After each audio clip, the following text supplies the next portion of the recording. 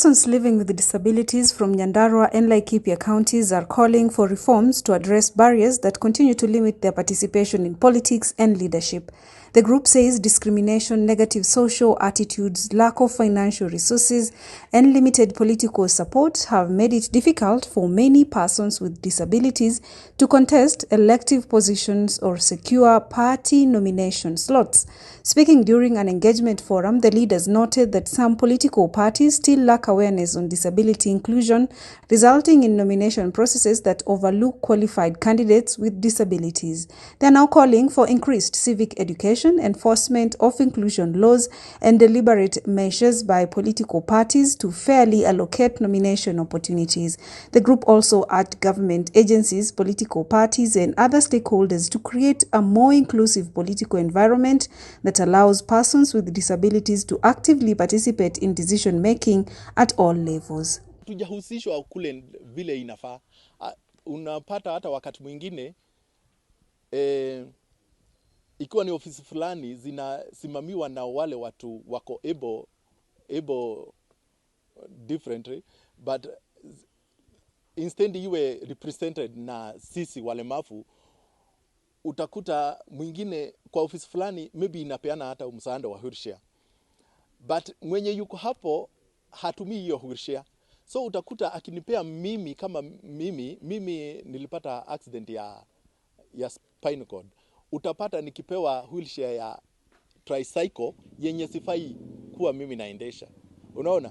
So we request that kwa decision zingine kama hizo tuwe tukihusishwa. Kwa nafasi yao katika hizi nafasi ya uongozi wa vyama vya ama uongozi wa siasa za Kenya iko chini kidogo kulingana na zile records ambao tumeona, kwa sababu ukiangalia baada ya uchaguzi unapata mtu mlemavu ni kama mmoja kwa kiwango kubwa. Homa Bay County Commissioner Ronald Miwawi is leading a county-wide initiative aimed at resolving land disputes through sub-county land clinics designed to bring government services closer to residents. Speaking during a land clinic in Kanjira, Rachuonyo West, Miwawi said land conflicts have been a major challenge in the county, with some cases previously resulting in violence and loss of lives.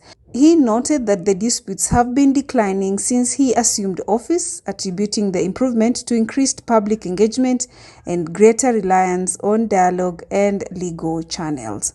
We have had challenges relating to succession, which needs to be clarified.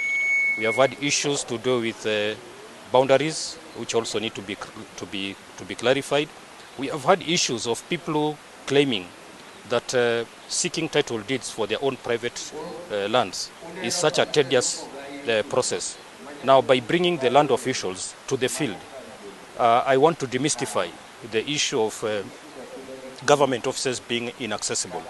In Samburu, more than 450 girls from Wamba Mixed Day Senior School in Samburu East constituency have received menstrual hygiene training, along with a 5-year supply of reusable sanitary pads, underwear, and soap. The initiative, led by the Samburu Project in partnership with Padman Kenya, aims to reduce school absenteeism caused by lack of menstrual products, a challenge that has seen some girls miss up to 60 learning days annually.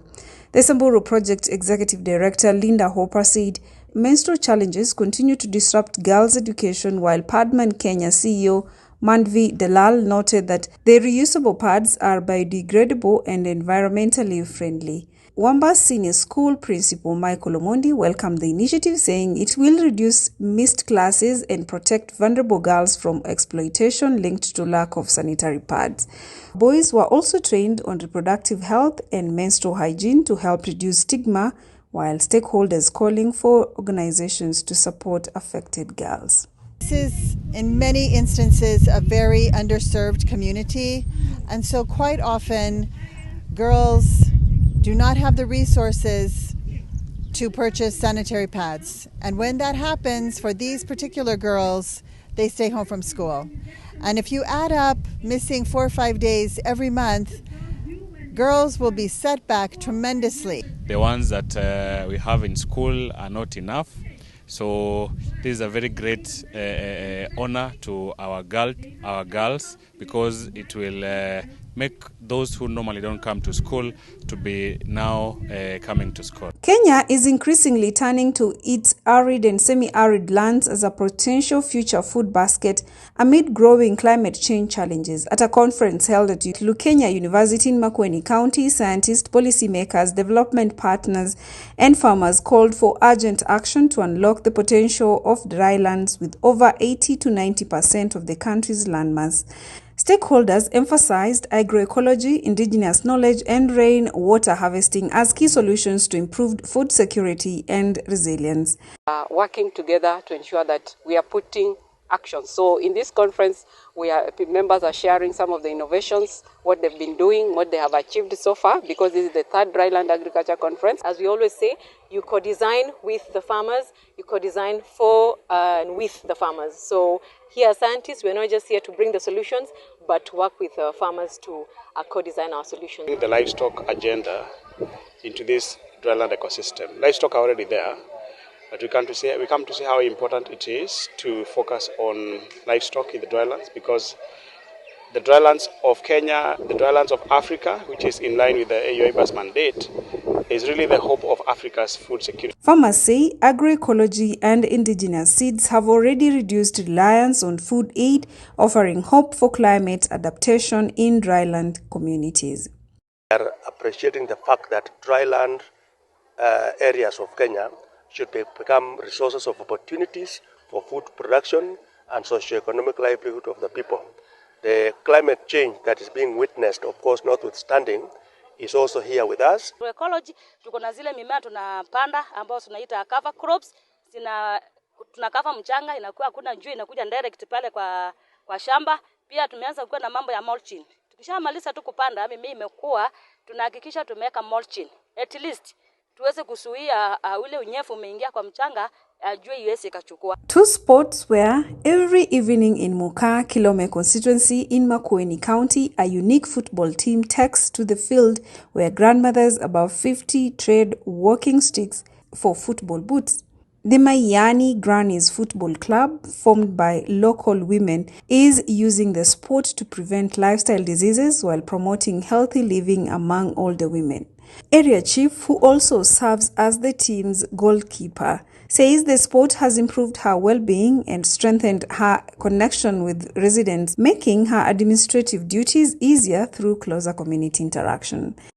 Ni afya yetu, si ati tuende tukashindana. Afya yetu, na pia mimi pia nawaelezea mambo ya GVB, kama ni akina mama kuchapwa, pia na wakanzo, kwa sababu wengine wanachapwa juu ya kutojua. Uzee inaleta mambo mengi, lakini wengi walikuwa wanakuja wakilimp, wakitoka hapa wamekuwa sawa, wakaanza kutembea sawa. Na kila Jumatatu kila mmoja akona hamu akuje aingie kwa kiwanja kwa ajili ya mwili yake. Zaidi ya hiyo, tukikutana tunaomba Mungu, tunaimba, tunafurahiana. Hata ile stress ulikuja nao unawacha hapo kwa kiwanja na unaenda nyumbani ukiwa unasikia umekuwa sawa. The idea, inspired by a television feature, has since then seen the Makueni grandmothers build their own team, turning it into a symbol of resilience and unity while encouraging older women to stay active, social, and confident. They are now calling on more women to join and for well-wishers to support their initiative. Hii mazoezi imefanya mwili yangu imekuwa light. Sababu hata sasa naweza kimbia, naweza fanya mazoezi, naweza fanya kazi yote pale nyumbani kwangu. Lakini wakati nilikuwa sijaanza hii mchezo, mwili yangu ilikuwa mzito sana. Sikuwa naweza fanya kitu, nilikuwa nakaa tu baridi. Lakini sasa hii nachangamka, at least naweza fanya chochote, anything naweza. 30 minutes every day. It could be a brisk walk. It could be swimming for those who are able to access such services. It could be a football match where they are able to just run around the field, kicking the ball here and there, because that exercise will significantly reduce the increment in their high blood pressure. And that's it from the 𝐸𝐸𝐺𝐷 Voice News Desk. I'm Zainab Said.